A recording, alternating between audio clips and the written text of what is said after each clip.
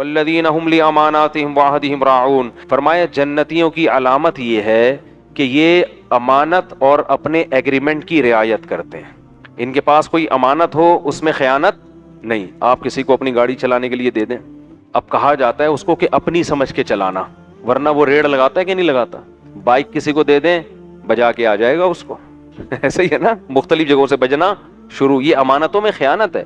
جو گورنمنٹ کے ملازمین ہیں، حکومت کے خزانے ان کے ہاتھ میں ہیں، تو یہ بھی عوام کی امانت ہے آپ کے پاس. بہت امانت کا مفہوم بہت وسیع ہے. تو فرمایا کہ جنتی لوگ امانت کے معاملے میں 2 نمبر نہیں ہوتے، 1 نمبر ہوتے. مالک مکان نے آپ کو گھر دیا ہوا ہے کرائے پر، اس کا گھر آپ کے پاس امانت ہے، اس کی واٹ نہ لگاؤ. اپنے گھر کو کیسے محفوظ رکھتے ہیں. مالک مکان کا جو گھر ہوتا ہے نا، جب اس کو چھوڑ کر جاتے ہیں اس گھر کی دیواروں کا حال دیکھو، دروازوں کا حال دیکھو، گلے ہوئے ہوتے ہیں دروازے. تبھی لوگ گھر بنا کے عام طور پر اب کرایہ داروں کے حوالے نہیں کر رہے ہوتے کہ اتنا کم بخت کرایہ نہیں دے گا جتنا ریپیئرنگ میں خرچہ آ جائے گا اس کی. تو یہ بھی امانتوں میں کیا ہو رہی ہے؟ خیانت. فرمایا وعہدہم راعون، اپنے ایگریمنٹ کو پورا کرتے ہیں. ایک ہوتا ہے وعدہ، ایک ہوتا ہے معاہدہ. وعدہ تو یہ ہوتا ہے کل میں آپ کے پاس 4 بجے آؤں گا، تو اس میں تو کوئی عذر ہو آپ منع کر دیں، بھائی میں پہلے بتا دیں اس کو. لیکن ایک ہوتا ہے ایگریمنٹ. ایگریمنٹ ہوتا ہے دونوں طرف سے، جیسے خرید و فروخت کے ایگریمنٹ ہوتے ہیں. اس نے آپ کو چیز ڈیلیور کر دی، اب آپ پیمنٹ ٹائم پہ نہیں کر رہے، تو یہ معاہدے کی خلاف ورزی ہے. سمجھتے ہو کہ نہیں سمجھتے؟ تو یہ معاہدوں کی خلاف ورزی اسلام میں بہت بڑا جرم ہے. جنگ بندی کا معاہدہ ہوا، اس میں آپ نے گڑبڑ کر دی. تو معاہدہ دونوں طرف سے ہوتا ہے.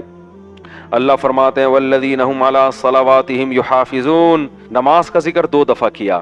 پہلا یہ کہ نمازوں میں خشوع پیدا کرتے ہیں، دوسرا یہ کہ نمازوں کی حفاظت بہت ضروری ہے. نماز پڑھتے نہیں ہیں، محافظت. کیونکہ جو نمازی ہوتا ہے نا، ہر وقت اس کو فکر لگی ہوتی ہے کون سی نماز کا ٹائم ہو گیا ہے اور کون سی نماز کا ٹائم ہونے والا ہے. سفر میں، حضر میں، میدان جنگ میں بھی اس کو فکر لگی رہتی ہے. تو اس لیے اللہ فرماتے ہیں یہ لوگ نمازوں کی حفاظت کرتے ہیں. تو جو یہ کریں گے اولئک هم الوارثون، یہ لوگ اصل میں وارث ہیں. الذین یرثون الفردوس، جو جنت الفردوس کے وارث ہیں. ہم فیہا خالدون، اس میں ہمیشہ ہمیشہ رہیں گے. علامہ مناوی ایک بہت بڑے مفسر ہیں، وہ فرماتے ہیں جنت اگر سونے چاندی کی نہ ہوتی، حوریں اور باغات نہ ہوتے، مٹی کی سادہ گاؤں جیسی ہوتی. 2-4 بھینسیں بندی ہوئی ہوتی ہیں، ایک کتا ٹہل رہا ہوتا ہے، 1-2 گدھے کھڑے ہوئے ہوتے ہیں وہاں پہ، فرض کر لو. لیکن اس میں صرف اتنی بات ہوتی کہ یہاں موت نہیں ہے کبھی. تو فرمایا اس دنیا کے ہزار گز کے بنگلوں سے پھر بھی وہ بہتر تھی. اگر آپ کو ابھی کوئی کہے کہ تمہیں میں چیچا وطنی کے کسی گاؤں میں لے جا کے چھوڑ دیتا ہوں ڈیفنس کے بنگلے سے نکال کے، آپ کبھی بھی ایگری؟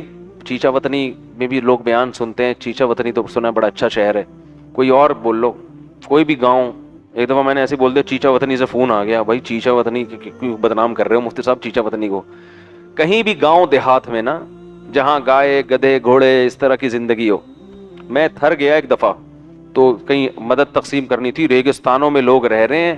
ہم جب چارپائیوں پہ سونے کے لیے لیٹے ہی ہیں نا رات کو، تو گدھوں کی کانفرنس شروع ہو گئی پوری.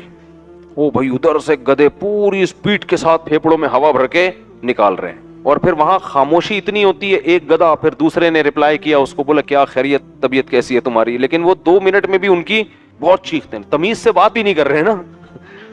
ہم لوگ ہم 8-10 افراد تھے، تو سارے ہی اٹھ کے بیٹھ گئے تھوڑی دیر میں، کسی کو بھی نیند نہیں آ رہی. اور پھر ہم سب کو ہنسی آ گئی کہ یار ان گدھوں کو دیکھو. تو گاؤں دیہات میں آپ ہو، مٹی کے گھروندے ہوں، لیکن وہاں ایک بات ہو کہ کوئی فرشتہ آپ سے آ کے کہہ دے کہ یہاں آپ نے ہمیشہ رہنا ہے، آپ پر موت نہیں آئے گی، تو انسان ڈیفنس کے بنگلوں کو چھوڑ کر وہاں چلا جائے، ساری دنیا آ جائے گی وہاں. تو جب جنت ہمیشہ کی چیز ہے اور ہے بھی اتنی حسین، تو میرے بھائی اس کو تلاش کرنے کے لیے اتنی محنت بھی نہ کریں کہ نماز میں خشوع و خضوع پیدا کر دیں، اپنی نگاہوں کو اپنی زوجہ تک محدود کر دیں، اور ایگریمنٹ کو پورا کریں، امانتوں میں خیانت کرنا چھوڑ دیں. جب کسی کی بائک یا گاڑی لیں تو اپنی سمجھ کے چلائیں اس کو، ٹھیک ہے نا. اللہ یہ تھوڑی کہہ رہے کسی سے چیز ہی نہیں لو. تو یہ اگر تھوڑا سا ہم کام کر لیں تو میرا خیال ہے یہ کوئی مہنگا سودا نہیں ہے.